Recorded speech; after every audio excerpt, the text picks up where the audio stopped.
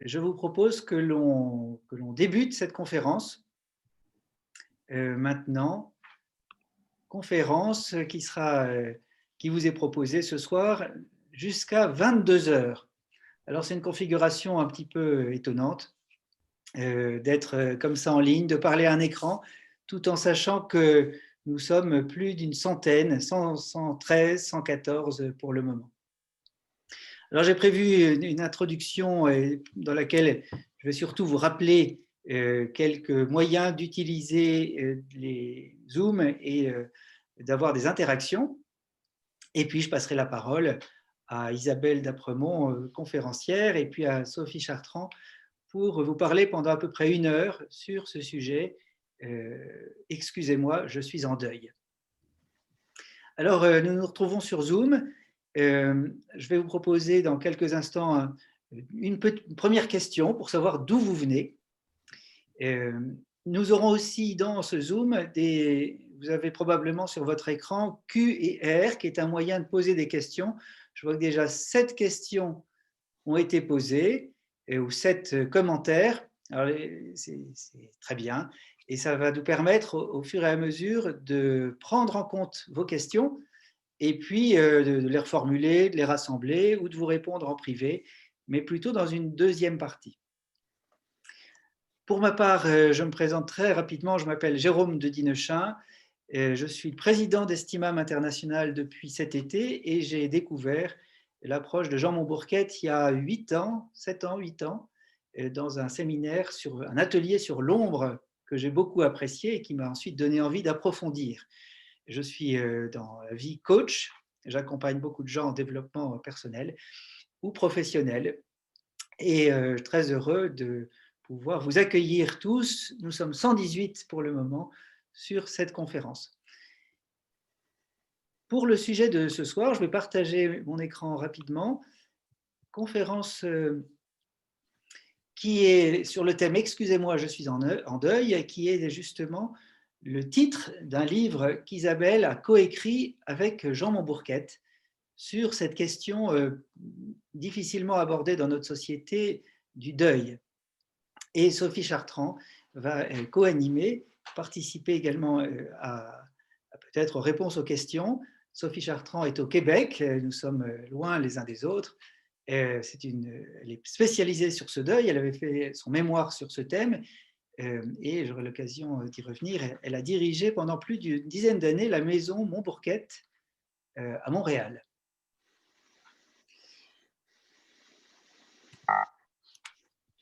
Alors j'avance.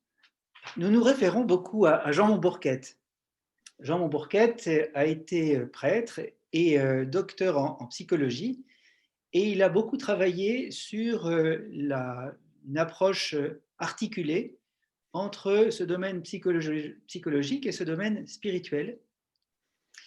Il a été conférencier apprécié, auteur prolifique et auteur à succès. Certains de ses livres, dont vous voyez les titres en bas, ont été traduits en 12 langues.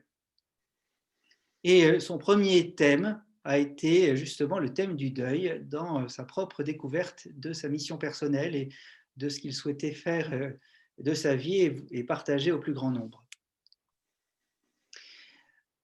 Jean Montbourquette s'est éteint en 2011 et en 2010, avec notamment l'aide d'Isabelle Dapremont qui a travaillé avec lui pendant une dizaine d'années, ils ont fondé Estimam International, qui est donc une association qui travaille entre le Canada, l'Europe, Suisse, Belgique, France, et qui vise à prolonger et développer son œuvre, les travaux qu'il a pu faire sur ces questions de l'estime de soi, du pardon, du deuil, de la mission et bien d'autres sujets.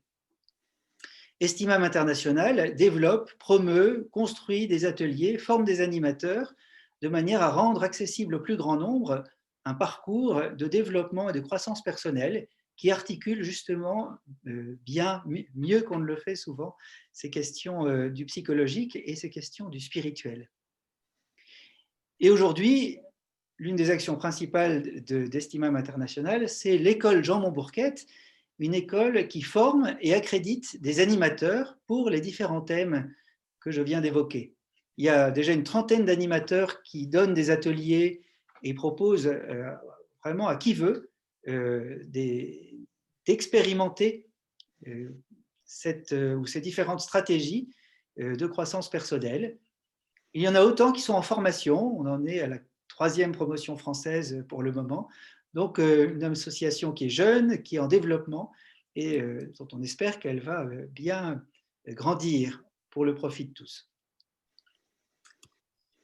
Alors, j'en ai dit sans doute suffisamment sur la mission d'Estimam et je vais maintenant laisser la parole à Isabelle et Sophie, mais peut-être, je vais arrêter de partager mon écran à l'instant, peut-être vous poser une question à vous qui nous écoutez.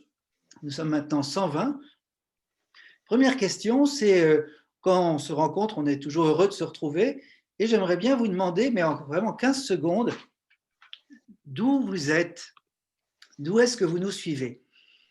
Alors, voilà, une question toute simple, est-ce que vous nous suivez plutôt du Canada, de la Suisse, Belgique, la région lilloise, où le colloque, nous aimons tenir en France beaucoup de nos animations, et notamment nous proposons le colloque qui s'affiche derrière moi. Peut-être certains nous suivent d'Île-de-France ou d'ailleurs en France, ou d'autres endroits qu'on n'a pas encore nommés. L'Italie. Oh là là, on peut parler Et autres. d'autres continents, on peut parler de l'Angleterre qui n'est plus vraiment si... Européenne. voilà, nous verrons ce résultat. Alors, encore 5 secondes, il y a 80 personnes ont voté. Alors, je fais le compte à rebours comme à la télé. 5, 4, 3, 2, 1 seconde pour voter. Et voilà. Vous pouvez voir que nous avons une audience très internationale. Ailleurs en France, 37 personnes, 13 Parisiens ou d'Île-de-France, 15 Lillois, 7 personnes du Canada, 5 en Suisse, 6 de Belgique. Et vraiment, nous sommes très heureux de ceci. La deuxième question, je vois que vous y avez déjà répondu, et c'est très bien. C'était aussi une manière de faire connaissance pour nous dire finalement quelle est votre demande, quelle est votre attente, comment est-ce qu'on peut répondre, adapter peut-être le discours ou les questions. Alors voilà, beaucoup d'entre vous accompagnez des personnes en deuil. Vous êtes curieux de l'approche de Jean Montbourquette et peut-être allez-vous en découvrir, c'est sûr que vous allez en découvrir ce soir d'ailleurs. Vous avez peut-être vécu un deuil récent, c'est ce que vous répondez aussi, et à travers ce parcours, vous attendez des réponses. Vous cherchez une méthode, vous envisagez même de vous former, de suivre une formation avec nous, alors vous êtes les bienvenus. Voilà, est-ce que tout le monde voit ces résultats? Oui. Oui. Alors, je vais les laisser dans un coin et pour ma part, j'en ai terminé et Isabelle, si tu veux bien, je te passe la parole pour l'essentiel du sujet, 1 heure d'entretien, de conférence sur « Excusez-moi, je suis en deuil ». Oui, merci Jérôme. Alors, je suis très heureuse d'être avec vous et d'avoir pu lire vos noms parce que c'est vrai que de parler devant un écran, heureusement, il y a Sophie et Jérôme qui sont là et je peux les apercevoir et ça rend un peu l'écran plus humain. Mais quand même, de vous savoir présent, d'avoir lu vos noms, d'avoir vu vos messages, c'est très encourageant. Alors, un grand merci. Un grand merci aussi de nous suivre ce soir parce que, évidemment, nous ne pouvons pas nous retrouver autour d'un colloque et sommes très désolés de ça. Mais on va poursuivre, on tient bon et l'année prochaine, on vous attend pour vous voir en vrai et en personne, en chair et en os, avec tout qui vous êtes. Alors, je suis très heureuse aussi de partager cette conférence avec Sophie. Vous savez, Sophie a été directrice de la Maison Montbourquette pendant plus de 12 ans et elle a rencontré de nombreuses fois Jean. Et Jean avait une grande confiance en elle, était très heureux du travail qu'elle a accompli durant toutes ces années. Et donc, j'espère ce soir qu'elle va pouvoir vous partager aussi son expérience et son expertise au niveau du deuil. Alors, merci Sophie d'avoir accepté d'être là avec nous ce soir et on aura un petit accent du Québec, et ça va nous rappeler Jean. Donc ça, c'est formidable. Merci Isabelle pour cette belle invitation. Ça me fait vraiment plaisir d'être avec vous. Ça me Bon, fait plaisir de savoir qu'il y a des Québécois aussi qui sont là. oui, tout à Avec fait, nous. tout à fait, tout à fait. Alors le deuil. Vous savez que le titre de ce livre, Excusez-moi, je suis en deuil, eh bien Jean et moi, un jour, on l'a entendu au restaurant d'une femme qui était en larmes et lorsque la serveuse est arrivée auprès d'elle, eh bien, elle a dit à la serveuse, Excusez-moi, madame, je suis en deuil. Et Jean, tout de suite, c'est pas tombé dans l'oreille d'un sourd, mais il a dit, mais voilà, la société d'aujourd'hui. La société d'aujourd'hui, c'est celle où il n'y a plus de place. Plus de place pour se montrer vulnérable, pour se montrer triste, pour partager sa souffrance. Parce que le deuil, finalement, qu'est-ce que c'est? Mais c'est une douleur. Et il avait l'habitude d'appeler la maison Montbourquette la maison de la consolation. Parce que pour lui, c'était vraiment le lieu où les personnes pouvaient venir vivre tout ce qu'elles avaient à vivre, tout simplement, tout humainement, j'ai envie de dire, et d'être accueillies avec cette même humanité, euh, voilà, dans ce lieu de la Maison Montbourquette, qui malheureusement n'est plus. Mais ça, c'est un autre sujet.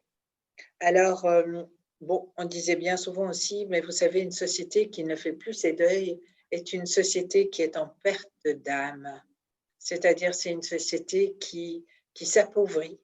Alors, peut-être qu'aujourd'hui, avec ce qui se passe avec la pandémie, eh bien, on peut dire malheureusement et peut-être un jour heureusement, le deuil et la mort sont revenus, j'ai envie de dire, dans nos sociétés. Alors peut-être, Sophie, tu veux dire un mot, toi, dans ce contexte social tout particulier? Oui, tout à fait. Moi, c'est sûr que je suis travailleuse sociale de formation. D'ailleurs, je veux vous dire évidemment que je suis québécoise, donc j'ai un accent québécois. Alors, si jamais au cours de mes propos, là, vous avez du mal à comprendre ou à saisir certaines choses, écrivez-le, puis je vais reformuler. Alors, voilà. Mais Alors, je peux traduire. ah, c'est vrai, Isabelle, oui, effectivement.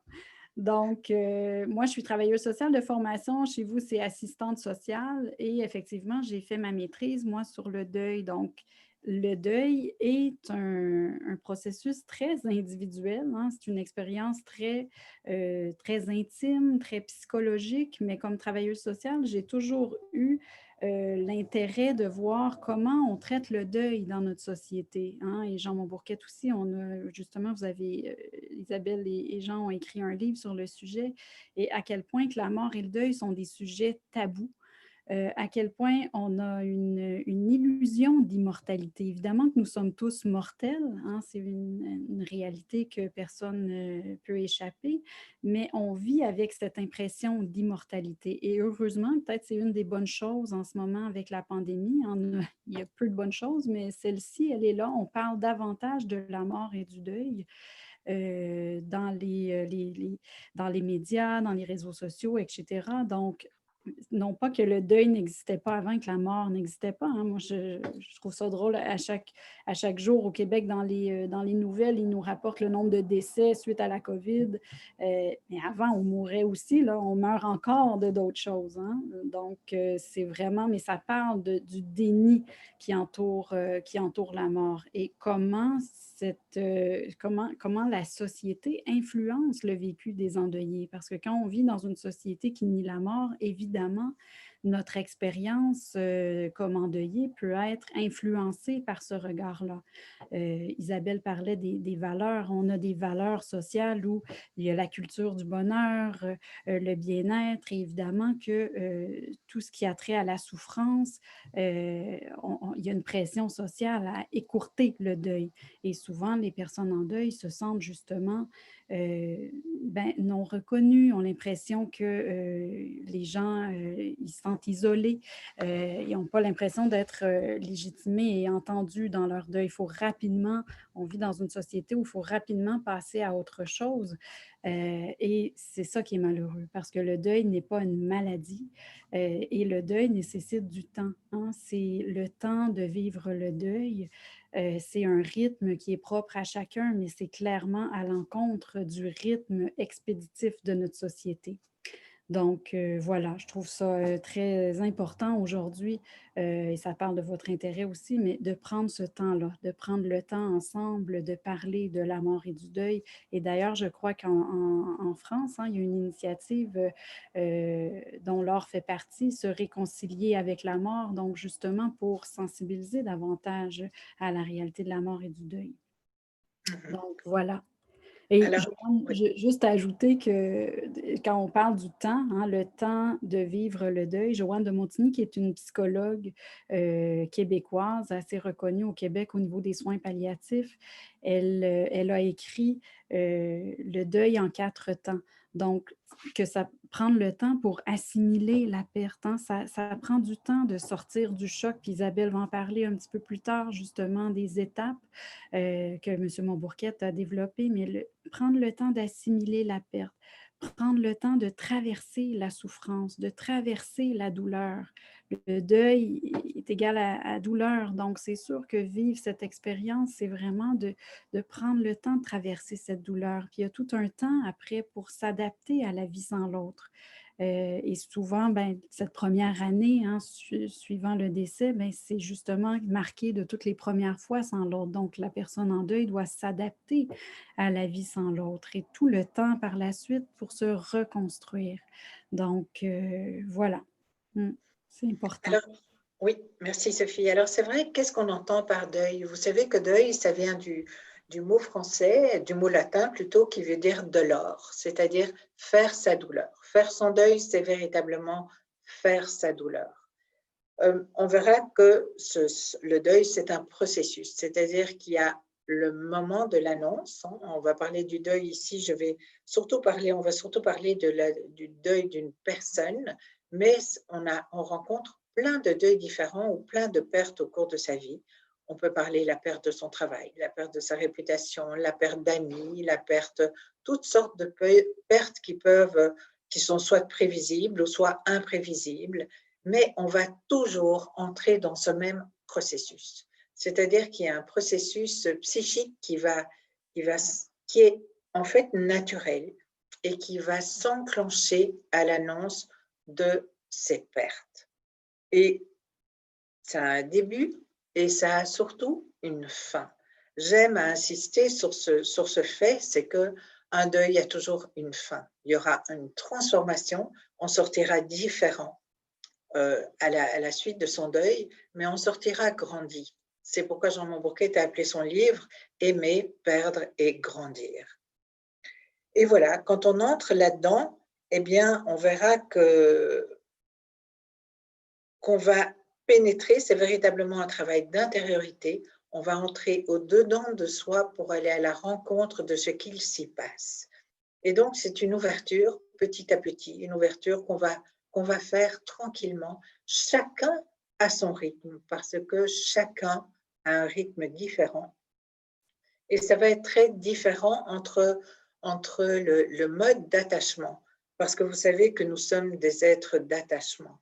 Et on a envie de grandir dans cet attachement, on vit à travers ces attachements, les liens que l'on a l'un à l'autre et qu'on développe l'un avec l'autre. Et les liens peuvent être différents suivant si on est dans un attachement par mode d'amitié, c'est-à-dire où on partage des mêmes valeurs, où on partage des mêmes intérêts, ou si au contraire on a un attachement par mode plus fusionnel et donc où on sera plus dépendant de la personne qui est décédée. Alors, ces modes d'attachement, mais évidemment, si on est en lien avec quelqu'un de manière très fusionnelle, quand on subit cette perte, on subit cette douleur, c'est un déchirement, c'est un arrachement intérieur qu'on peut sentir jusque dans son corps. Et donc, il y a quelque chose de nous, une partie de nous qui va être comme voilà, il ne reste, j'ai l'impression que cette partie-là n'existe plus. Et finalement, le temps s'arrête. Le temps s'arrête et le temps s'arrête, on ne continue plus la vie de la même manière que on la vivait auparavant. Alors, qu'est-ce qui se passera à ce moment-là? On verra que lorsqu'on perd quelqu'un, par la mort, eh bien, on va, après quelques années, bien souvent idéaliser cette personne, c'est-à-dire la rendre plus grande, la rendre plus belle. Bien souvent, dans les divorces, au contraire, on va plutôt la diaboliser parce qu'il va nous falloir toutes des bonnes raisons pour effectivement vérifier que cette personne en avait toutes les raisons de s'en séparer. Donc, il faut trouver des raisons pour lesquelles on se sépare et on va diaboliser cette personne-là. C'est-à-dire qu'on va projeter sur elle des éléments négatifs. Contrairement à ce qui se passe dans la mort, où au contraire, je vous disais, on va imaginer que cette personne était encore plus belle que ce qu'elle n'était en réalité, même si déjà elle était très belle. Alors, on verra aussi que dans cet attachement fusionnel, cette personne sera comme une extension de nous-mêmes.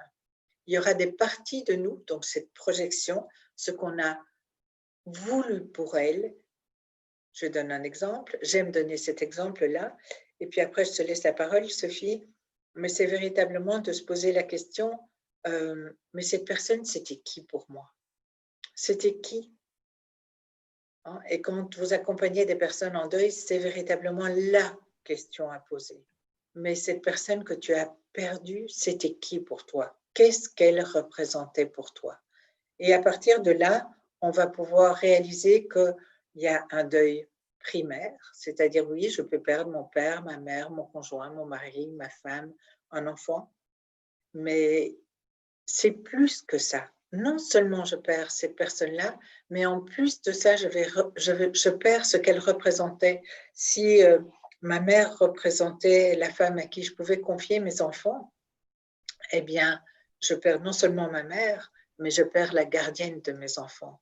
Je perds cette confiance que je lui octroyais et que, du coup, le jour où elle n'est plus là, eh bien, je perds aussi ce sentiment d'apaisement que je peux avoir lorsque je lui dépose mes enfants.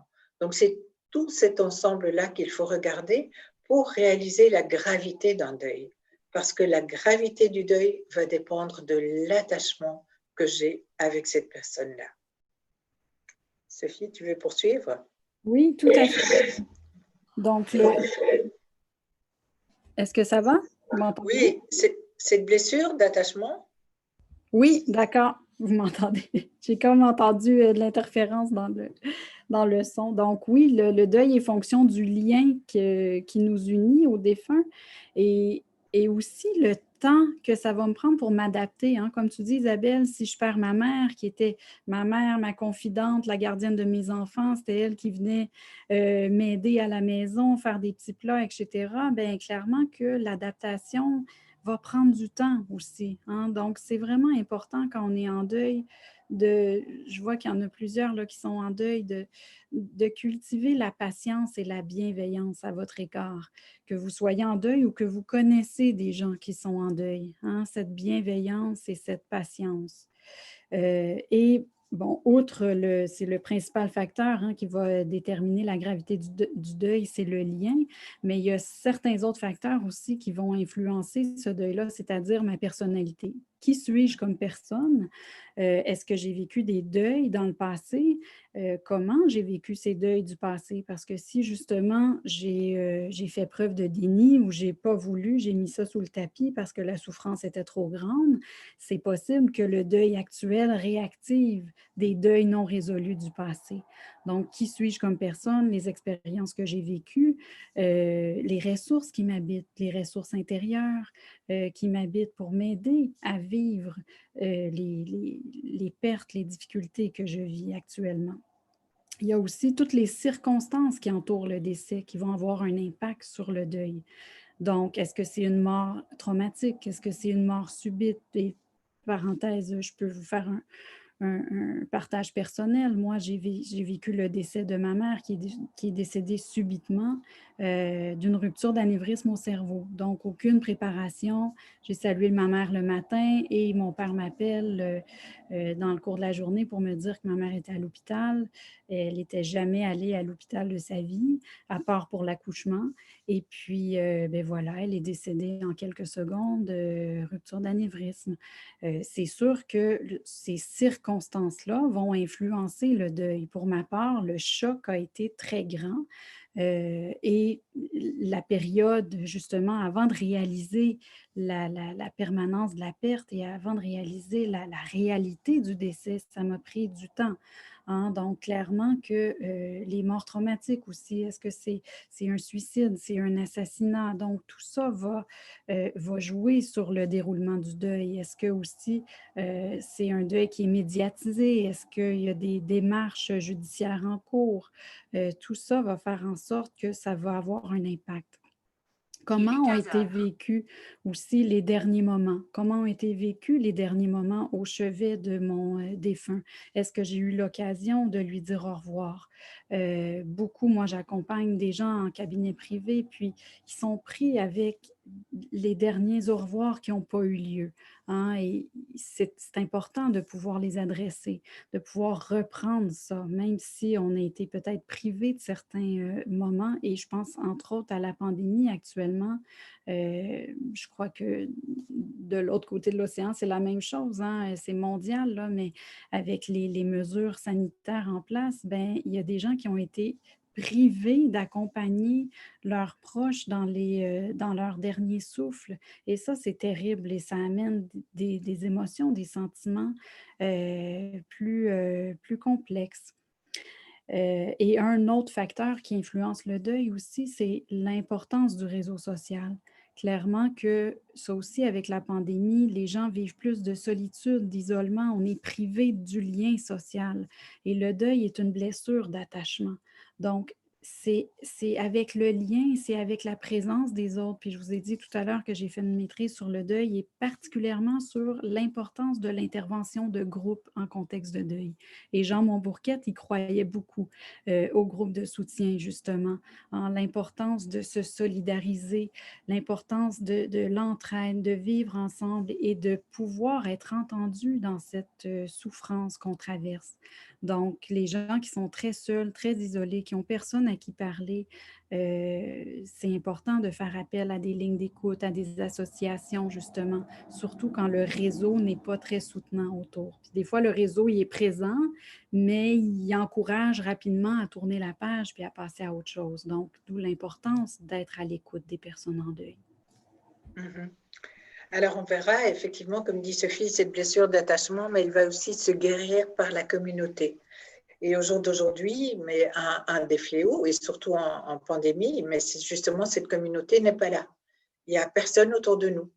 Et même, j'ai envie de dire, même sans ce contexte de pandémie, généralement, on pouvait vivre dans un village, on avait des personnes autour de nous, il y avait des gens qui venaient nous apporter de la soupe. Je lisais un très beau livre qui a été écrit, que je vous conseille vraiment, qui s'appelle « Un enfant » de Francis van de Woestijn et Patricia Vergoon, où justement ils expliquaient combien la présence de leurs voisins, de leurs amis qui venaient déposer à leur porte de la soupe, tout simplement de la soupe, ben voilà, ils disaient voilà, il y a de la soupe, il y a encore de la soupe, il y a encore de la soupe derrière notre porte, avec des personnes qui nous écrivent un petit mot en disant mais on n'a pas osé vous déranger, mais voilà, on vous a apporté quelque chose de réconfortant. Et quoi de plus réconfortant que de recevoir une soupe et de pouvoir la boire quand il fait froid dehors, mais quand il fait froid aussi au-dedans de soi-même. Alors on verra que quand ce deuil, ou en tout cas quand ce deuil est annoncé, on va entrer dans les étapes du deuil. Alors les étapes du deuil sont là vraiment comme des points de repère. Souvent on dit mais combien de temps ça va durer? Mais le temps est tout à fait dépendant de chaque personne et de chaque situation. J'ai envie de dire qu'en moyenne, on pourrait dire qu'un deuil qui n'est pas traumatique pourrait se résoudre en 2 ou 3 ans. Mais il est tout à fait normal que un deuil dure bien plus longtemps. Et la première des choses qui nous arrive, évidemment, c'est le choc. Je suis en état de choc lorsque j'apprends cette nouvelle et tout à coup, je suis comme confus. Je perds la mémoire.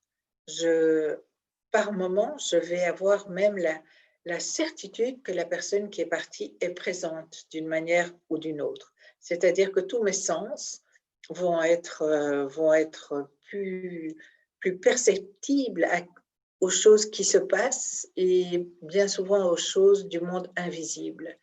Je me souviens d'une dame qui me disait, mais vous savez Isabelle, moi, mon mari fumait la pipe. Bien, je ne l'ai pas dit à mes enfants, mais je sentais l'odeur de sa pipe. Mais je n'osais pas lui dire parce que j'avais l'impression qu'ils allaient me prendre pour une folle. Une autre dame me dit, mais vous savez, moi, il y a mon mari, il m'a mis la main sur l'épaule. Je peux vous certifier qu'il était là. Et j'ai senti sa présence. D'autres vont dire, vous savez, moi, il m'a parlé. Je l'ai entendu ou il m'a parlé. D'autres aussi vont avoir l'image qui vont leur apparaître de la personne aimée qui est disparue. Et bien souvent, ces perceptions-là, elles vont inquiéter la personne en se disant, mais est-ce que je ne suis pas folle? Est-ce qu'il y a quelqu'un, si je lui raconte ce qui m'arrive, est-ce que cette personne va pouvoir valider ce que je suis en train de vivre? Et c'est très important, vous qui accompagnez les personnes, de valider et de ne pas mettre en doute ce que ces personnes vous racontent, même si vous-même, vous pouvez en douter, mais de valider que oui, c'est vrai, c'est son expérience, c'est sa perception de ce qui s'est passé avec cette personne qui est partie. Alors, auparavant, on parlait d'hallucination. Aujourd'hui, ça porte un autre nom que j'ai oublié. Sophie, tu le connais, toi? C'est ces sensations de vérité subjective, enfin bon, bref, on appelle ça de la subjectivité, mais pour moi, c'est très Non, je ne objectif. sais pas comme tel, mais oui. Voilà, il y a quelqu'un qui me souffle et qui me dit c'est les VSCD. Voilà, c'est comme ça que ça se nomme au jour d'aujourd'hui, VSCD. Et donc, voilà, merci Sandrine pour l'information. Alors, voilà ce temps de choc qui peut durer un certain moment. Et puis, ce temps de déni aussi, qui va s'en suivre, qui va faire que non, je ne peux pas croire que c'est arrivé. Je ne peux pas croire que c'est la réalité. Et je vais vouloir fuir, je vais vouloir tout faire pour éviter ce qui s'est passé, éviter le réel, éviter la réalité de la perte. Je ne peux pas y croire. Et on va bien souvent entendre des personnes qui des semaines, parfois même des mois plus tard, sont encore à se dire mais ce n'est pas possible. Et on aura dans ce déni le déni cognitif, c'est-à-dire je ne le crois pas avec mon cerveau, même si tout me dit que c'est vrai, et en même temps ce déni émotionnel, j'ai envie de dire, qui fait que je ne peux pas rentrer à l'intérieur de moi tellement ça me fait mal. Et donc ce sont ces deux premières étapes qu'on va appeler des résistances, c'est-à-dire que elles sont là pour atténuer la percussion que le deuil va venir me faire. C'est comme si j'avais un choc, je ne sais pas si vous avez déjà eu un accident en voiture, mais le choc est tellement fort, eh bien qu'il y a des endorphines, il y a des hormones qui vont se sécréter et qui viennent endormir ma mémoire et surtout ma douleur. Parce que tout mon corps va prendre un temps fou à accepter cette réalité de la mort. J'aurai besoin aussi de mes sens pour réaliser que la personne est décédée, on verra ça plus tard. J'aurai besoin de le voir, de l'entendre, de ressentir son corps qui est froid, pour que mon intelligence dise c'est vrai, je peux croire à sa mort. Ou sinon, je n'y crois pas, je ne peux pas y croire. Et petit à petit, avec beaucoup, beaucoup de bienveillance pour vous-même, avec beaucoup de douceur et d'acceptation qu'il y a un processus naturel qui est en train de se mettre en place dans votre corps, dans votre psyché, et que vous pouvez faire confiance à ce processus, qu'il va se faire si vous le suivez, si vous l'accompagnez vous-même, à travers aussi cette troisième étape qu'on va appeler l'expression des émotions. Alors, juste avant de passer à l'expression des émotions, Sophie, oui, je te laisse la parole. Oui, en fait, juste avant l'expression des émotions, pour les personnes qui accompagnent justement les personnes en deuil, ce qui peut aider à sortir du choc, aider la personne justement à assimiler tout doucement la réalité de la perte. c'est de faire raconter l'histoire du décès. C'est vraiment important. Racontez-moi. Puis M. Monbourquette misait beaucoup sur ça. Qui était le défunt? Que représentait cette personne? Et racontez-moi. Racontez-moi l'histoire du décès. Et c'est comme si à chaque fois que la personne en parle, elle arrive à mettre une pièce du casse-tête de plus, hein. Et c'est important même si elle arrive puis elle vous dit: «Oui, mais je l'ai déjà raconté la dernière fois». C'est pas grave, racontez-moi encore, hein. Puis plus elle va le raconter, plus elle réalise, hein, petit à petit, la réalité de la perte, vraiment. Et c'est important. C'est comme si sa mémoire dégelait le fait de raconter. Voilà. Autant on a été anesthésié au départ, autant petit à petit, eh bien, sa mémoire va dégeler. Et pas raconter 10 fois, mais raconter 100 fois. Et vous verrez qu'il y a des détails petit à petit qui vont arriver, qui vont se dire: ah ben, j'avais oublié de vous dire, ah ben là, je sens, il se passe ceci. Donc, il y a quasiment toujours du nouveau qui va venir.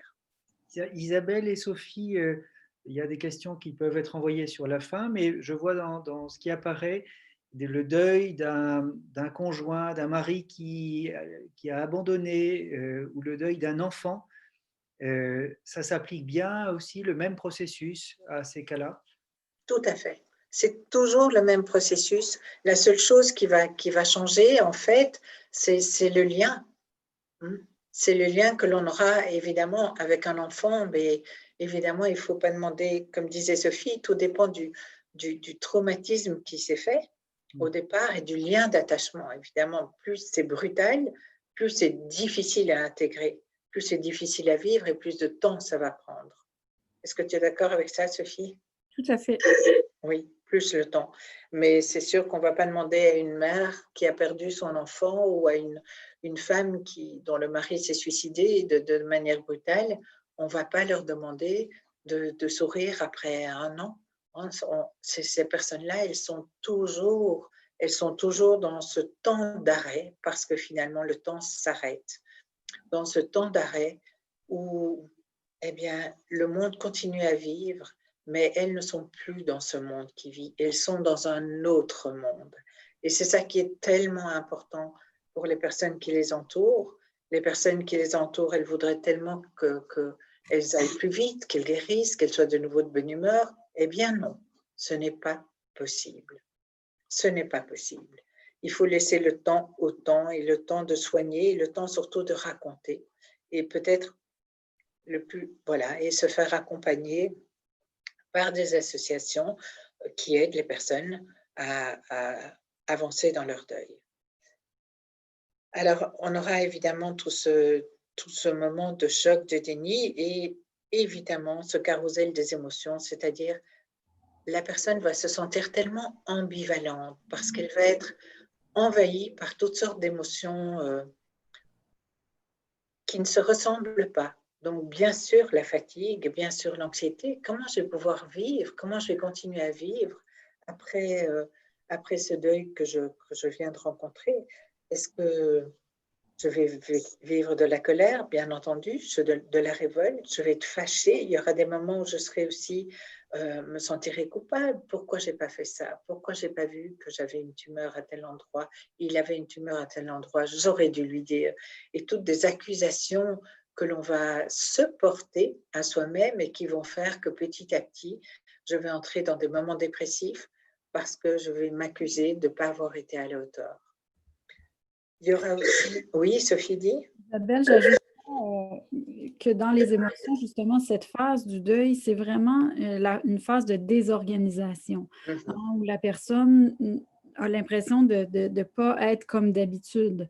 Et souvent, c'est à ce moment-là que les gens nous demandent, est-ce que je suis en train de faire une dépression? Et c'est vraiment important parce que dans le deuil, il y a un état dépressif qui est normal, hein. Évidemment que je suis en deuil, donc la personne me manque, et c'est comme des montagnes russes, hein, d'émotions.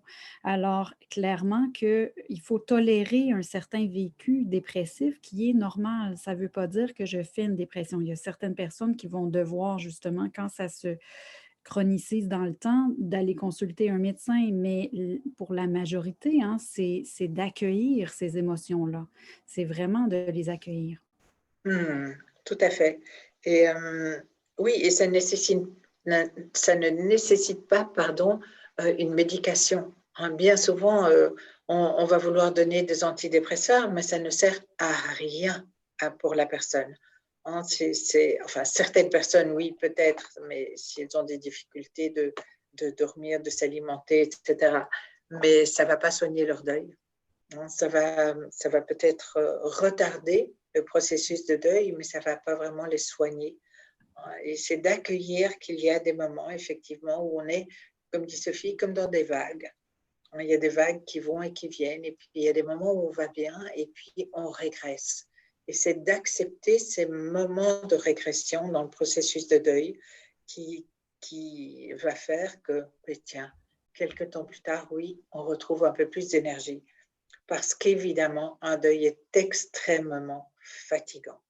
Et donc, on est envahi par une fatigue parce que notre monde intérieur travaille beaucoup. Donc, on est véritablement possédé par cette fatigue et on se demande si un jour, on pourra récupérer de cet état de fatigue. Parce que c'est vrai que le deuil nous met dans un état, mais ça n'est pas nous-mêmes. Ça n'est pas notre identité, ça n'est pas qui nous sommes. Est-ce que, une question, est-ce qu'on ne risque pas de retraumatiser en racontant plusieurs fois le décès, comme vous le demandez? C'est une question qui apparaît ici. Alors pour moi, non. Si je suis accompagnée par quelqu'un, eh bien, vous pouvez demander, je ne sais pas combien de personnes j'ai accompagnées dans ma vie, mais il y aura toujours un soulagement. Il y a toujours un moment où je vais être soulagée et ça va me faire du bien. Le nombre de personnes, vous savez, quand on donne des ateliers, on demande aux personnes de raconter leur histoire. Et après ça, quasiment toujours, je demande qu'est-ce que ça fait d'avoir raconté votre histoire. Ça fait du bien. Ça fait du bien de pouvoir partager ce qui m'habite à l'intérieur de moi, de juste dire ce qui est au-dedans de moi, ma réalité intérieure.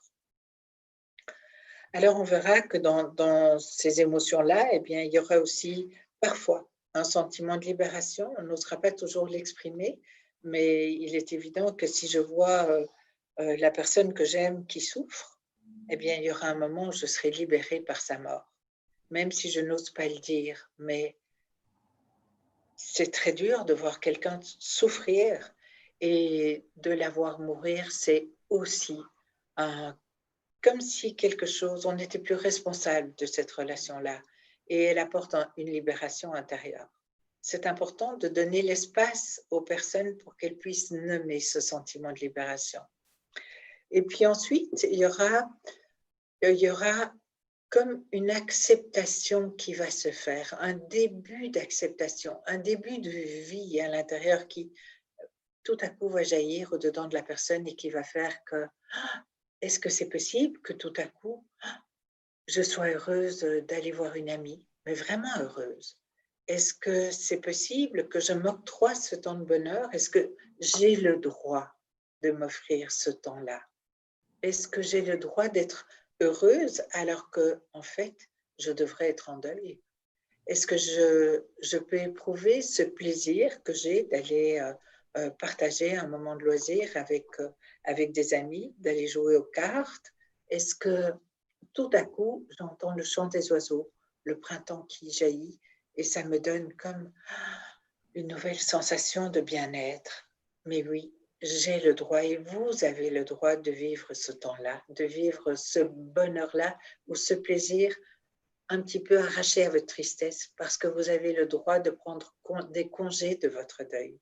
Vous avez le droit de prendre des congés de votre tristesse, de votre douleur. Et c'est nécessaire des moments de répit dans le deuil. Hein, Isabelle, tu dis à quel point que c'est très énergivore vivre un deuil, hein, sur le plan psychique, ça demande beaucoup, beaucoup, beaucoup d'énergie. Donc, moi, j'ai accompagné un homme récemment, justement, qui me disait, mais j'ai eu du plaisir une soirée, puis je me sens tellement coupable. Hein, j'ai l'impression de trahir ma femme. J'ai l'impression que je l'aime moins. Alors, c'est comme si de rester dans la peine, parfois, c'est comme une preuve d'amour, mais non. hein. Au contraire, c'est important de s'accorder toutes ces émotions. Les émotions du deuil sont très légitimes. Puis quand tu parlais du soulagement, Isabelle, c'est vraiment important aussi comme accompagnateur d'autoriser ça. J'ai accompagné récemment une personne qui a perdu son conjoint par suicide et elle se sentait libérée d'un certain poids parce que elle était toujours inquiète. Son conjoint, c'était une personne, un homme alcoolique, toxicomane, et pendant des années, elle était inquiète. Le soir, il rentrait pas, elle se demandait, et du coup, quand il s'est suicidé, pour elle, elle a vécu beaucoup d'émotions, évidemment, puis tout le processus qui est là aussi, mais il y avait un sentiment de libération, un sentiment de soulagement, de « Ah! Enfin, je peux dormir sans être inquiète. » Hein? Puis il y a des parents aussi qui perdent un enfant qui était dans justement, qui était dans le crime organisé, etc., puis qui il portait cette inquiétude-là aussi. Donc, il peut avoir un sentiment de soulagement qui est tellement normal et légitime, puis c'est important de pouvoir le dire et s'autoriser à le vivre. Tout à fait. Et donc, on verra que quand cette acceptation, après ce soulagement, l'expression de ce soulagement-là, il y aura l'acceptation du deuil. Comme si, eh bien oui, cette fois-ci, elle est vraiment partie. Il est vraiment parti. Et en même temps, à ce moment-là, eh bien, c'est souvent à ce moment-là que la vie commence à renaître. C'est souvent à ce moment-là que surgit au-dedans de soi, je vous disais que le processus de deuil, c'était vraiment un mouvement d'intériorité et que durant tout ce deuil, eh bien, on va faire ce travail de j'ai cherché la personne à l'extérieur de moi, je l'ai cherchée partout, je la cherche visuellement, auditivement, j'entendais ses messages encore dans les répondeurs de mon téléphone, je pouvais réentendre sa voix, donc je vais chercher à l'extérieur, mais en fait, petit à petit, cette transition va se faire, et bien souvent, cette transition vers l'intériorité va se faire, et bien souvent, très souvent, elle sera aidée par les rituels. Tout ce qui est en lien avec les rituels, donc on aura voilà, l'enterrement, il y aura un rituel funéraire, il y aura bien sûr cette urne, cette fameuse urne où bien souvent on va se demander mais qu'est-ce que je vais faire de cette urne-là, où est-ce qu'on va la mettre, qu'est-ce qu'on va en faire. Il y a des personnes qui vont vouloir la garder à l'intérieur de leur maison ou à l'intérieur de leur chambre même, ou sur leur table de nuit, mais là aussi c'est un symbole qui est extérieur à la personne. Alors comment est-ce qu'on va accompagner la personne pour qu'elle puisse peu à peu mettre cette urne à l'extérieur de sa maison? Parce qu'au fond, cette urne, ces cendres, eh bien, ça représente la personne, ça représente le corps de la personne et je ne peux pas en faire n'importe quoi. Je ne peux pas m'approprier ce corps-là, je ne peux pas le posséder.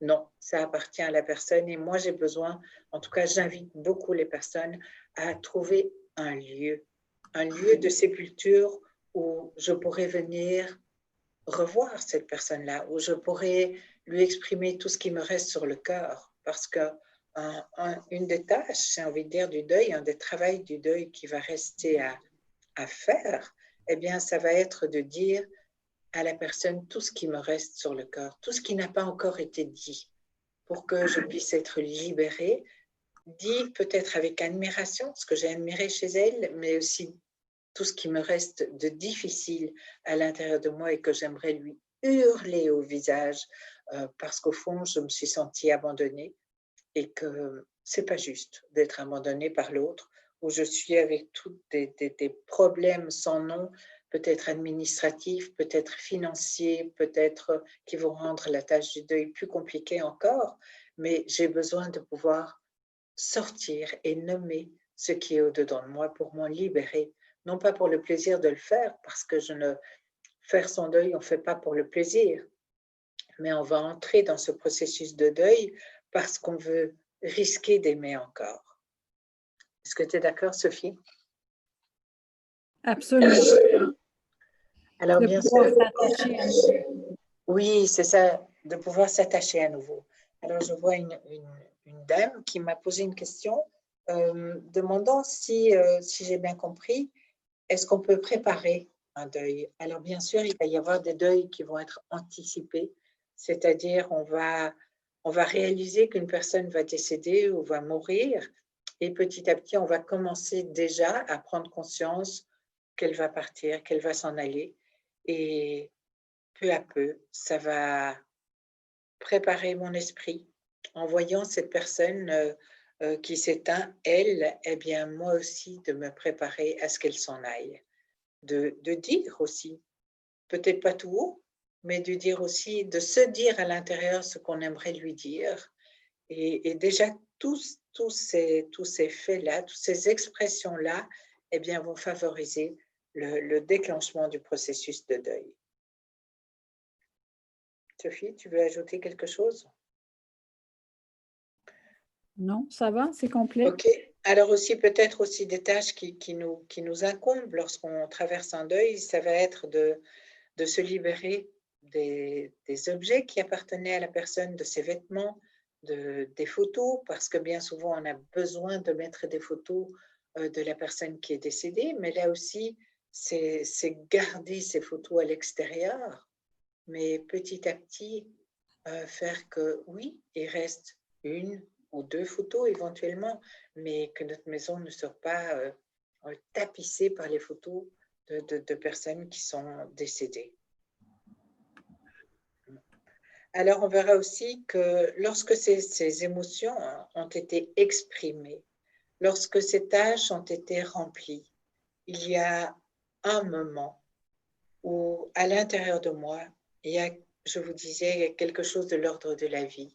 On va pouvoir parler du sens. Qu'est-ce que j'ai appris à partir de ce deuil-là?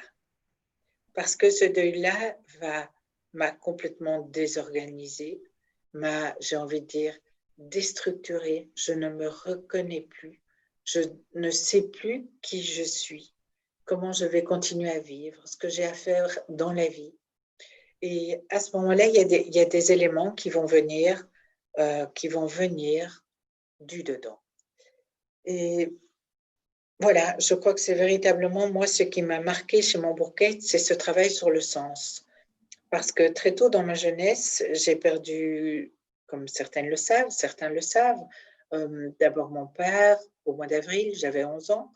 Donc, je perds mon père au mois d'avril, mon grand-père au mois de mai, ma mère au mois de juin, toujours la même année, et une de mes sœurs que j'aimais beaucoup au mois de novembre.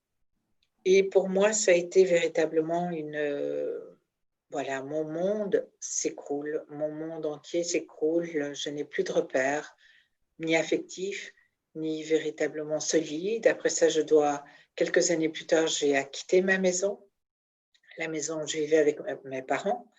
Je vais vivre avec une tante, voilà, une tante que j'apprécie pas tellement. Ensuite de ça, je me marie, mais trop tôt, trop vite. J'ai heureusement un fils. Et puis après ça, j'attends des enfants, mais je fais des fausses couches sur fausses couches. Donc, j'ai l'impression que la vie s'acharne sur moi et je suis profondément révoltée. Je suis par moments incapable de croiser des mères qui promènent leurs enfants. Tellement ça me fait mal au ventre, ça me retourne les entrailles. Et peu à peu, j'entreprends un travail sur moi-même. D'abord, je rencontre dans un foyer de charité, non pas je rencontre, oui, je rencontre. Dans un foyer de charité, je fais une retraite où j'arrive dans cette retraite quasiment à reculons. Mais dans ce lieu, j'étais d'abord très fâchée contre Dieu. J'étais élevée dans un milieu catholique et j'ai été très fâchée contre Dieu parce que j'estimais que c'était pas juste la vie que j'avais, que c'était pas juste que toutes ces morts arrivent dans ma vie. Et là, dans cette retraite, je me suis dit, mais là, on ne m'aura plus. Je vais écouter vraiment ce que je veux entendre, mais je reste sur mes gardes. Et là, je rencontre un homme qui prêche la retraite, un prêtre, et qui me fait découvrir le Dieu du dedans. Non pas le Dieu extérieur tel que on me l'avait décrit dans la vie, de manière ennuyeuse, justicière et voilà, un Dieu vengeur, un Dieu qui n'avait pas un visage de Dieu en fait, un Dieu d'amour. Et là, je découvre un homme qui me parle du Dieu du dedans. Et je lis un livre qui s'appelle « J'ai cherché et j'ai trouvé » de Carlo Caretto. Et en lisant ce livre, il relatait toutes des expériences que des personnes avaient vécues, où ils avaient rencontré Dieu d'une manière ou d'une autre. Et une nuit, je suis réveillée ou éveillée, comme à une présence à l'intérieur de moi. Et une présence qui me traverse complètement. Et une force intérieure qui est tellement là que je ne peux pas faire comme si elle n'existait pas. Et c'est une force d'amour qui m'envahit, qui m'habite et qui ne me quitte plus.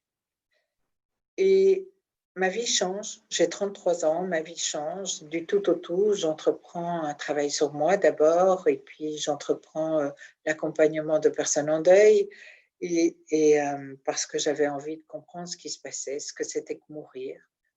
J'avais besoin de cette proximité de la mort. Et petit à petit, eh bien, j'ai vraiment l'invitation au-dedans de moi, enfin ce sens de tous ces deuils, j'ai envie de dire, qui apparaît, qui est de dire, mais sur le chemin du deuil, eh bien, j'ai rencontré la vie. Et c'était une de mes amies qui a créé une ASBL, justement, dont le thème était, le sous-titre était « Sur le chemin du deuil, rencontrer la vie ». Et en voyant ça, je me suis dit, mais ça, c'est mon histoire. C'est mon histoire à travers tous ces deuils que j'ai rencontrés. Il y a non seulement cette vie qui s'est manifestée à moi, qu'aujourd'hui, comme croyante, je peux appeler l'Esprit Saint, mais que chacun va appeler de la manière dont il le souhaite, suivant les croyances dans lesquelles il a été élevé. Mais pour moi, c'est celle-là. Et en même temps, j'ai pu réaliser, en travaillant aussi sur la mission avec Jean Montbourquette, eh bien que le fait de ne pas pouvoir avoir eu ces enfants et de pouvoir donner la vie, eh bien, je me sentais appelée à donner la vie autrement. Et comment donner la vie autrement? Eh bien, c'est en permettant justement à des personnes de s'exprimer lors d'un deuil, en permettant à des personnes de raconter, de faire un travail sur ce que la vie attend d'elle au jour d'aujourd'hui. Eh bien, tout ça, tous ces ateliers que j'ai vécu ou que j'ai donné, eh bien, me permettent de donner la vie, même si ce n'est pas moi qui suis l'auteur de la vie, mais ce que je souhaite créer, c'est une ambiance et un cadre qui vont faire que, eh bien, ces personnes vont pouvoir se dire, et je suis tellement sûre que lorsque je vais démêler et sortir ce qui est à l'intérieur de moi, eh bien, débroussailler, eh bien, il y a de l'autre côté de toutes ces broussailles, de toutes ces douleurs intérieures, il y a de la joie, de la paix, un sentiment de tendresse, de compassion, d'amour qui jaillit de cette source intérieure et qui fait que je retrouve la vie et que je retrouve la vie différemment. Alors, à travers ce deuil, c'était mon expérience, mais il y en a bien d'autres personnes qui ont pu ressentir ce lieu-là à l'intérieur de soi, ce lieu de vie, ce lieu d'amour, ce lieu d'élan, ce lieu d'enthousiasme qui va faire que j'ai envie d'aller vers l'autre. Alors, peut-être que, voilà, je vais recevoir une nouvelle vision de moi-même. Qui suis-je? Une nouvelle identité. Peut-être que même j'aurai une nouvelle vision des autres, une nouvelle vision du monde, peut-être une découverte de ma mission. Non pas toujours attendre de la vie, mais véritablement, mais voilà, je me mets à la disposition du monde et qu'est-ce que je suis invitée à leur offrir de ma personne. Peut-être aussi que je vais découvrir le soi. Vous savez qu'au sein de SIMAM, on parle beaucoup de ce lieu du soi qui est le lieu de l'amour inconditionnel, le lieu de mon identité profonde et découvrir qu'au fond, dans ce lieu du soi, eh bien, je vais pouvoir vivre des retrouvailles avec ces personnes qui sont décédées. Parce que ces personnes qui sont parties extérieurement, eh bien, faire ce travail de deuil, c'est-à-dire que, eh bien, je serai en lien avec elles, mais intérieurement. Et j'aurai ce lieu de rencontre, non seulement ce lieu de rencontre avec les défunts, mais ce lieu de rencontre qui parfois peut m'ouvrir pour moi qui suis croyante, eh bien peut m'ouvrir à cette révélation de Dieu. Et je pense vraiment que le travail de deuil, eh bien, permet cette ouverture au divin. Et chacun nommera le divin suivant, je le répète et j'aime à le répéter, je ne veux pas faire de prosélytisme, mais chacun nommera ce divin de la manière qui lui convient. Alors, une fois que c'est dit au-dedans de la personne, eh bien, il y aura à vérifier s'il ne reste plus d'amertume envers la personne qui est décédée, s'il ne reste plus de culpabilité à l'intérieur de moi par rapport à cette personne, et qu'il y a un échange de pardon qui peut se vivre entre les deux, parce qu'il y a plus rien. Il n'y a plus de ressentiment, il n'y a plus d'amertume, il y a comme quelque chose d'apaisé au-dedans de moi et je vais voilà, accepter que cette personne m'ait abandonnée. Enfin, que je n'ai plus cette sensation d'abandon et que je sais qu'aujourd'hui, que si elle avait pu faire autrement, eh bien, peut-être qu'elle aussi, elle aurait aimé rester et continuer sa vie ici sur cette terre. Est-ce que jusque-là, Sophie, tu veux ajouter quelque chose, toi? Avec la notion du pardon, en fait, de se rappeler qu'il n'y a pas de relation parfaite. Hein? Et j'ai aimé imparfaitement mon être cher comme j'ai été aimée imparfaitement aussi par mon être cher. Donc, c'est vraiment important pour arriver à nuancer. Au terme du deuil, on arrive à nuancer davantage la relation. Isabelle, tu parlais au début que souvent on a tendance à idéaliser le défunt et c'est moi qui porte tous les manquements de la relation, alors que plus le deuil va avancer, plus je vais avoir une image juste et réaliste de cette relation, qu'il y avait beaucoup de qualités chez cet être cher, mais il y avait peut-être aussi certaines choses certains défauts, certaines limites, comme moi aussi. Hein, j'ai peut-être pas dit à tous les jours à quel point que j'aimais cette personne, ou il y a peut-être des fois où j'aurais voulu agir autrement. Donc, d'arriver à se pardonner à soi-même et se pardonner parfois aussi de ne pas avoir été là dans les derniers moments. Moi, j'accompagne des gens qui se sentent très coupables que lors du moment du décès, ils n'étaient pas là, ils ont pris le temps d'aller manger, et puis, c'est à ce moment-là que la personne est décédée. Donc, tu sais, d'arriver à se pardonner, ça aussi. Mhm. Tout à fait. Et puis, une fois que ce pardon s'est donné entre les deux personnes, eh bien, c'est de consentir à laisser partir cette personne-là. Parce que je suis étonnée, souvent, vous savez, au départ, Jean a écrit un livre qui s'appelle « La mort, ça s'attrape ». Et dans ce livre de La mort, ça s'attrape, on verra qu'il y a certaines personnes qui ont effectivement eu une relation fusionnelle entre elles. Et quand on est dans cette fusion, eh bien, on a l'arrachement ou le déchirement entre les personnes est beaucoup plus douloureux ou beaucoup plus difficile à faire. Et bien souvent, j'accompagne des personnes et dans cet exercice du laisser partir, je demande aux personnes de prendre conscience de leur corps et de se poser la question, mais j'étais en lien avec quelle partie de mon corps? Quelle partie de mon corps était en lien avec cette personne? Si je pourrais avoir ma tête, j'entretiens avec cette personne beaucoup de discussions intellectuelles et pour moi c'est véritablement un ami, j'aime ça partager tout ce que j'apprends, tout ce que je lis, etc., etc. J'ai un lien avec mon intelligence, avec cette personne-là. D'autres, ça pourrait être le cœur. D'autres, ça pourrait être les bras, les mains, les entrailles. Donc, bien souvent, on va ressentir ce lien dans une partie de notre corps et de pouvoir visualiser ce lien tranquillement. Et petit à petit, de réaliser comment je vais pouvoir tranquillement couper ce lien. Parce que dans la mort, ça s'attrape, on va observer qu'il y a des personnes qui vont développer certains symptômes que la personne qui est décédée manifestait. Et je pense à une femme un jour qui disait, mais voilà, on avait donné une conférence sur la mort, ça s'attrape, justement.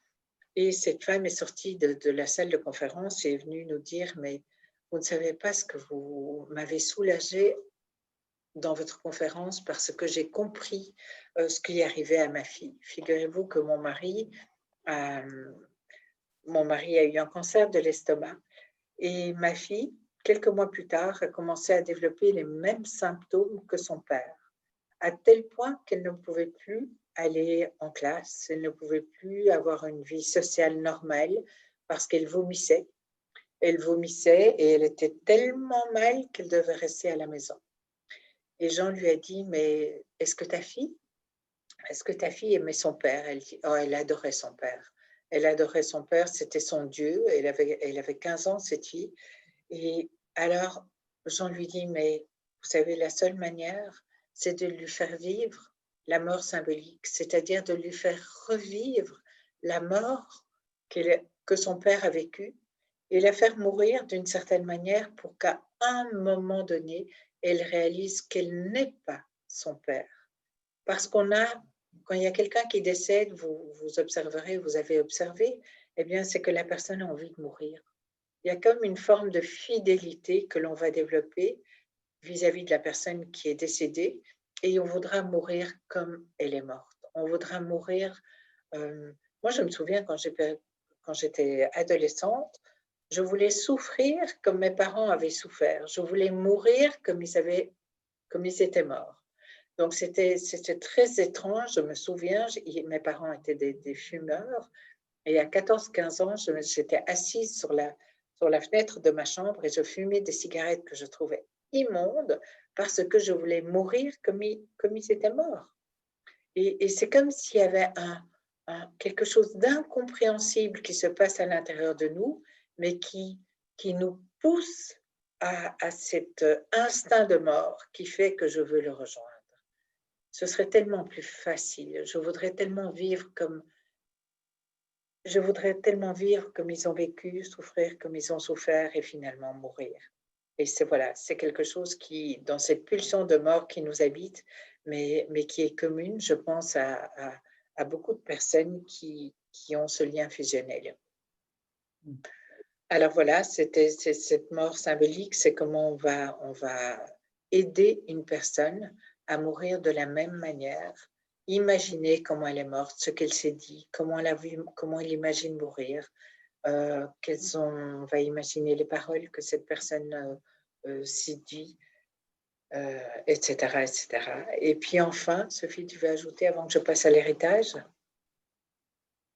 Et que dans le laisser partir, il y a beaucoup d'accepter de vivre sans l'autre. Hein, c'est Oui, de se reconnecter avec sa vie à soi finalement. Ma vie qui continue sans l'être cher, mais avec l'être cher. Tu sais, avec l'héritage, ce que tu vas nous expliquer, c'est que l'être cher, on va l'intérioriser finalement. Donc, oui, je poursuis, j'accepte de continuer à vivre.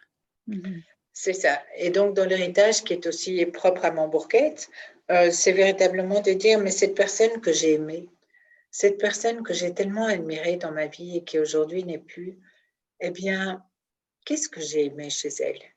Et qu'est-ce que j'ai aimé? Est-ce que j'ai aimé sa générosité? Est-ce que j'ai aimé son côté travailleur? Est-ce que j'ai aimé sa tendresse, sa force, son courage? Qu'est-ce que j'ai pu admirer chez elle? Et vous savez, bien souvent, on va se marier, hein, on va se marier parce qu'on est attiré par des qualités que l'on n'a pas encore développées, mais qui déjà sont en germe à l'intérieur de nous. Alors, cette personne que j'ai aimée, eh bien, il y a des aspects d'elle que j'ai intégrés, même véritablement sans le savoir. Ils m'ont attiré, ils vivent à l'intérieur de moi, mais ne sont pas encore développés. Et donc, de réaliser que cette personne qui était généreuse, eh bien, très probablement, moi, eh bien, j'étais trop économe. Et que cette générosité que je lui ai vue vivre, eh bien, aujourd'hui, je vais accepter de la développer à mon tour. Ou bien ce côté travailleur que j'ai vu cette personne-là, eh bien, je vais accepter de le développer à mon tour parce que je l'ai aimé pour ça. Et c'est comme si, bien souvent, c'est ça qui va faire qu'on va entrer, qu'on va choisir son conjoint. C'est parce qu'il y a quelque chose qu'on aime chez lui et que nous-mêmes, nous n'avons pas encore développé. Et donc, petit à petit, de se voir vivre, de se voir dans la vie, porteurs de ces richesses de la personne, eh bien, vont nous faire devenir plus grands, vont transformer notre identité, vont venir, je cherche le mot, compléter ma personnalité pour que je devienne de plus en plus moi-même. Et donc, c'est là où on va réaliser qu'à travers la mort de la personne, eh bien, je vais là aussi grandir dans mon identité parce que je vais devenir de plus en plus identique à mon identité profonde. Oui, Sophie, vas-y.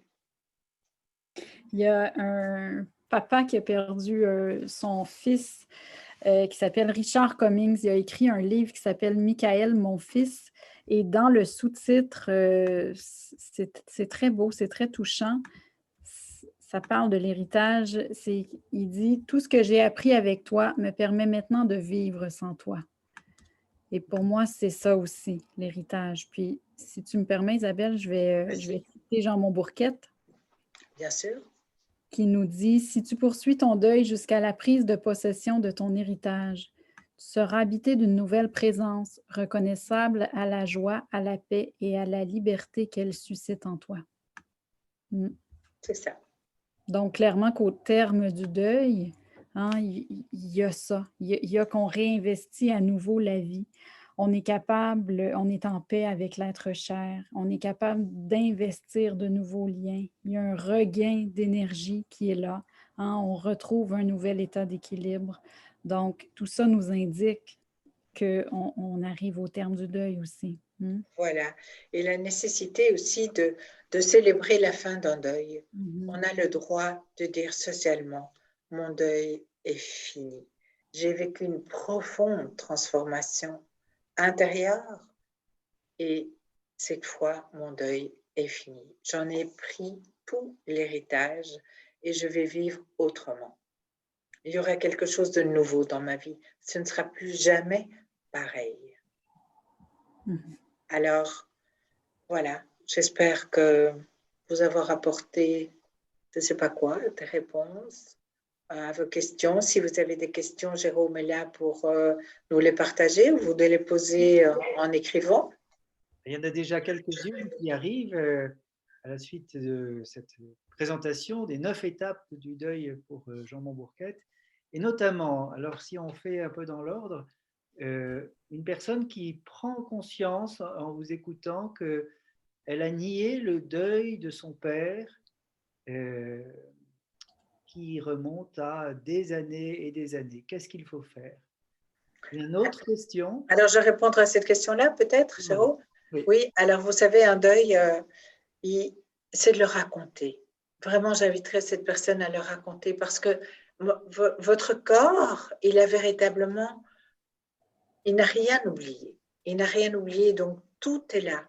Et si vous pouviez trouver une oreille, quelqu'un qui vous écoute et qui accepte juste de vous entendre raconter l'histoire du deuil de votre père, ce serait formidable.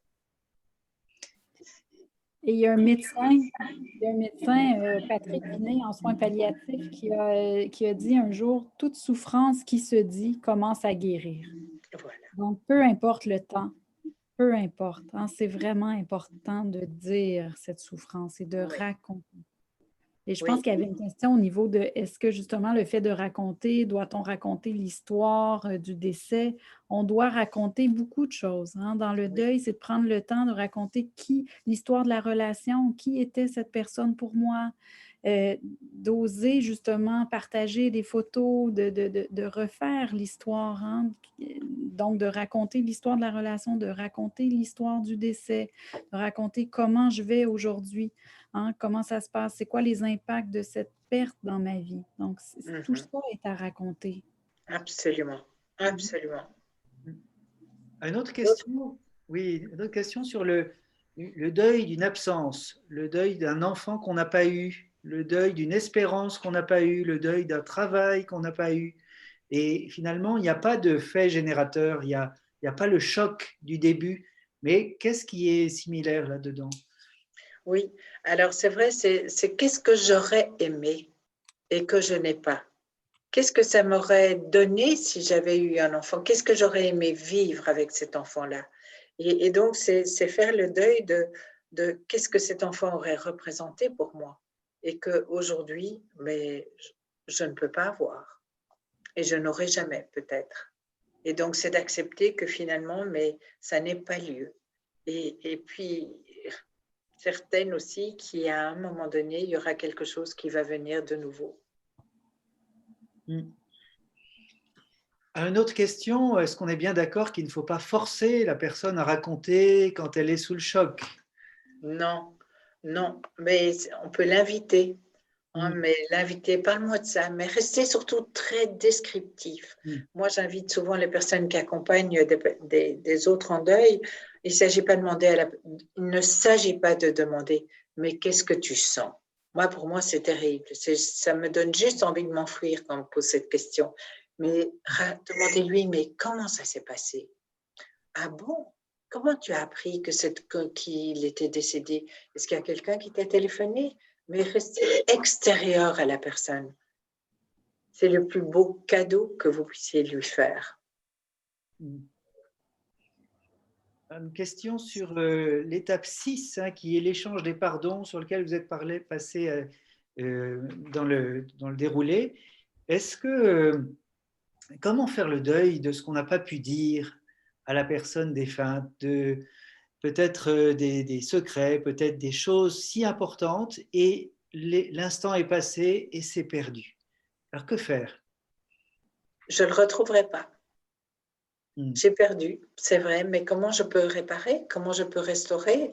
Qu'est-ce que je pourrais faire pour le faire autrement? Et qu'est-ce que j'aurais pu dire? Est-ce qu'il n'y a pas un deuxième deuil de ce qu'on n'a pas pu dire à la personne? Oui, peut-être. J'aurais aimé faire ça et je ne l'ai pas fait. C'est aussi une manière d'être en deuil, bien sûr. J'aurais espéré quelque chose de moi, mais je pense qu'à ce moment-là, ça va toucher beaucoup plus le pardon. Comment je vais me pardonner de ne pas lui avoir dit? Et m'accueillir, eh bien non. M'accueillir avec beaucoup d'amour et beaucoup de tendresse, eh bien non, je n'ai pas pu lui dire. Je lui dis maintenant dans mon cœur, mais je n'ai pas pu lui dire et je me pardonne de ne pas lui avoir pu lui dire, je bredouille. Voilà. Moi, j'invite souvent les gens quand même à écrire une lettre, un poème, peu importe, et d'aller le lire directement hein, au cimetière ou s'adresser directement au défunt. C'est important de pouvoir le dire autrement finalement. Me pardonner, j'aurais aimé lui dire en personne. Ça n'a pas été possible, je ne l'ai pas fait. Comme peut-être des fois la personne en fin de vie non plus aborde pas la mort. Hein. C'est dans des moments souvent, la communication passe outre les mots dans ce temps-là. Hein. On peut être présent, je ressens l'amour de l'autre, l'autre peut ressentir mon amour, mais je n'ai peut-être pas tout dit ce que j'aurais voulu lui dire et de lui écrire, ben, ça peut être un geste réparateur. Absolument. Absolument. Et s'adresser à un portrait ou à une chaise vide est-ce qu'on peut être aussi dans le symbole pour cet échange des dernières paroles ou des choses qui avaient besoin de se dire? Oui, se créer un rituel qui peut faire du sens pour moi. Hein, je peux mettre la photo de mon être cher, allumer une bougie, lui parler comme j'aurais voulu lui parler ou lui écrire ou lui lire ma lettre. Et c'est vrai que durant ce temps de pandémie, eh bien, on peut beaucoup inciter les personnes à créer un rituel personnel si on doit attendre pour des funérailles, voilà, c'est quelque chose de possible à faire, mais il faut utiliser ce rituel qui est comme un théâtre, véritablement un théâtre de notre âme qui va se manifester à travers de symboles. Une question sur que pensez-vous de l'art pour accompagner le deuil? Formidable. Formidable.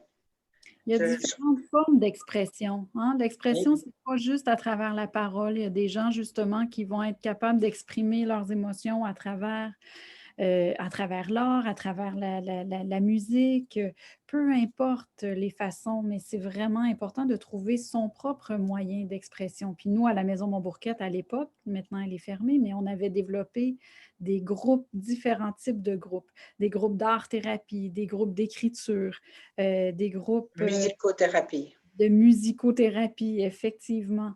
Alors, il y a différentes facettes, différentes formes d'expression. Il faut trouver celle qui nous convient davantage. Oui. Hmm. Et les hommes et les femmes ne vont pas avoir les mêmes besoins d'expression non plus. Exactement. Mm. Une question sur comment aider une personne à se pardonner à elle-même à la suite de la perte d'un être cher. Mhm. On est passé par-dessus, hein, cette question du pardon, on revient souvent. Voilà, comment l'aider à se pardonner? Ouais, alors, euh, vous savez, moi, quand j'ai divorcé, je croyais dans ma vie que jamais j'allais divorcer, que c'était quelque chose qui n'arriverait qu'aux autres, mais que moi, ça m'arriverait certainement pas. Et le jour où ça m'est arrivé, je me suis dit, après avoir regardé ma vie avec mon ex-mari, je me suis dit, mais comment est-ce que j'ai pu être aussi naïve? Comment est-ce que j'ai pu croire aussi longtemps que ça allait marcher? Et donc, ça a été comme une lutte à l'intérieur de moi de me dire, mais il y avait une partie de moi qui effectivement voulait croire et voulait croire que ça allait marcher envers et contre tout, même devant l'évidence que ça n'allait pas fonctionner. Et je voulais y croire, c'était pas possible. En plus, c'était un idéal de vie. Je me disais, ça ne se peut pas que ça m'arrive. Et une autre partie de moi qui, quelque part, voulait jouer aussi un peu à la victime, il fallait supporter, il fallait vivre ses sacrifices, etc. Et donc, qui acceptait ça. Et donc, de pouvoir réaliser d'abord l'enjeu qui était à l'intérieur de moi, mais ça m'a permis de pouvoir accepter un jour que, mais oui, j'ai été cette personne-là. J'ai voulu me sacrifier d'une certaine manière. J'ai été naïve. J'ai cru à quelque chose d'impossible. Donc, il y avait tout un mélange de sentiments qui étaient à l'intérieur de moi, que j'avais à nommer d'abord, et puis ensuite de dire, mais voilà, mais ça, c'était moi, et je vais m'accueillir avec cette source d'amour que je sentais à l'intérieur de moi, qui venait du soi. Eh bien, je vais m'accueillir avec tous ces aspects de ma personnalité et me pardonner d'avoir été celle-là, me pardonner d'avoir été faible, d'avoir cru naïvement, d'avoir espéré, me pardonner ça et d'accepter que oui, eh bien, cette personne-là, c'était moi. Hmm. Merci de ces réponses. On a encore quelques minutes. Je vois qu'il est moins 21h57. Une question sur un spectateur, là, ou quelqu'un qui dit: je ressens l'annonce du décès de mon père comme un arrêt dans le passé. Et puis, il a fallu continuer à vivre, prendre en charge ma mère, sortie du coma 5 mois après. Et on comprend que il y a eu la rupture, mais il n'y a pas eu le temps d'accompagnement que vous évoquiez tout à Absolument. l'heure. Qu'est-ce qu'on pourrait dire de cette situation? Effectivement, quand il y a des deuils multiples, d'abord, on peut entrer dans une hyperactivité, c'est une tentation qu'on va vivre lorsqu'il y a un deuil, c'est de devenir hyperactive. Mais comme je vous le disais tout à l'heure, le corps n'a rien oublié. Il y a la mémoire de vos cellules qui va vous rappeler exactement tout ce qui s'est passé tel que ça s'est passé. Et c'est en racontant l'histoire de votre perte, racontant l'histoire de votre deuil, qui va faire que vous allez vivre votre deuil. Et je vous inviterai tout simplement à raconter. Il y a rien, c'est par là que ça se passe. C'est comme ça que ça se passe. Hmm. Ah, on nous demande un prochain webinaire sur le pardon, tellement cette phase a l'air importante. Euh, mais oui, formidable. Des remerciements que je vois ici. Euh, Une question sur la maison Montbourquette, mais qui sort du cadre. Pourquoi a-t-elle été fermée? Et puis, j'en oublie, mais beaucoup de questions sur les différentes étapes, hein, sur ces deuils. Finalement, le deuil, on le partage souvent autour de la perte d'un être cher, mais il y a bien d'autres situations apparemment qui méritent d'entrer dans ce processus naturel. On évoquait une absence, une absence d'enfant, une absence de perspective et autres. Qu'est-ce que vous voudriez dire pour un peu conclure cet itinéraire que vous nous avez fait vivre sur le parcours du deuil et cette soirée? Vas-y, Sophie. Que c'est un parcours rempli d'espoir. Moi, souvent, les gens me disent, ah, là, c'est pas facile de travailler avec les personnes en deuil. Et au contraire, moi, je trouve que c'est un privilège, un très grand privilège de pouvoir accompagner ces gens qui vivent des chocs de vie, hein, parce que vivre le décès d'un être cher, c'est vraiment un choc de vie. Et de voir l'évolution. C'est vraiment, je suis à chaque fois très touchée, très sensible et très privilégiée de voir ce processus d'évolution et de constater que la vie revient. Donc, il y a beaucoup d'espoir dans le deuil. Ceux qui sont à la maison en ce moment, puis que vous vivez la douleur, hein, puis que c'est vraiment, vous êtes dans la phase de plus de désorganisation du deuil, mais courage, prenez soin de vous. Et de meilleurs jours vous attendent, c'est certain. Et je vous encourage à bien vous entourer et d'être bienveillant avec vous-même. Oui. Bon, Oui. Vas-y, vas-y.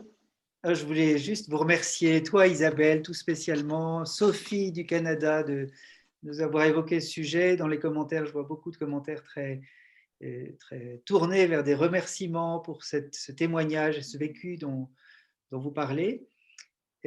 Pour ma part, je voudrais vous rappeler qu'il y a au moins 3 livres de gens éventuellement coécrits par Isabelle. Un livre Aimer, perdre et grandir, très poétique, best-seller traduit en de nombreuses langues pour rentrer dans cette démarche avec douceur. Et comme tu le disais, prendre soin de soi, être bienveillant à soi-même. Et je trouve que ce livre est très bien pour ça. Le livre Excusez-moi, je suis en deuil, que tu as bien voulu nous présenter, ou nous présenter les lignes directrices. Et tu as aussi cité le livre de Jean La mort, ça s'attrape, qui est une autre approche qui va un peu plus loin que l'approche classique. C'est en tout cas 3 bonnes lectures pour entrer soi-même, se faire du bien. Et puis, on a tous des deuils à vivre, des petits, des moyens, des gros. Ben, voilà, c'est un chemin de vie qui s'ouvre devant nous, comme le disait Sophie. Oui, tout à fait. Un chemin de vie est rempli de sens finalement. En tout cas, pour moi, c'est ça l'important. Parfait. Alors, on va clôturer. J'ai vu que certains souhaitaient, ou peut-être sont déjà inscrits sur les parcours pour devenir animateurs avec Estimam, de parcours ou d'ateliers à l'école de Jean Montbourquette. Lorsqu'on va terminer ce séminaire dans quelques instants, ne raccrochez pas ou n'éteignez pas tout de suite. Il y a un petit sondage, un petit bilan qui apparaîtra sur votre écran et vous pouvez d'ores et déjà vous inscrire. Alors, je me pousse. Derrière moi, il y a l'inscription possible pour le colloque que nous faisons sur ce thème du deuil, le deuil parlons-en, qui se tiendra les 19 et 20 novembre 2021, si tout va bien. Oui, tout ira bien. Et moi, j'aimerais remercier particulièrement Laure pour tout le travail qu'elle a fait pour l'organisation de cette conférence et pour le colloque à venir. Donc, merci beaucoup, Laure, pour l'engagement. Oui, merci Laure. Et merci à tous de votre participation. Il est temps de nous quitter avec regret, en espérant vous retrouver. Alors, sur le pardon, on a bien compris. Au revoir. Merci à tout le monde, vraiment merci pour votre présence soutenante.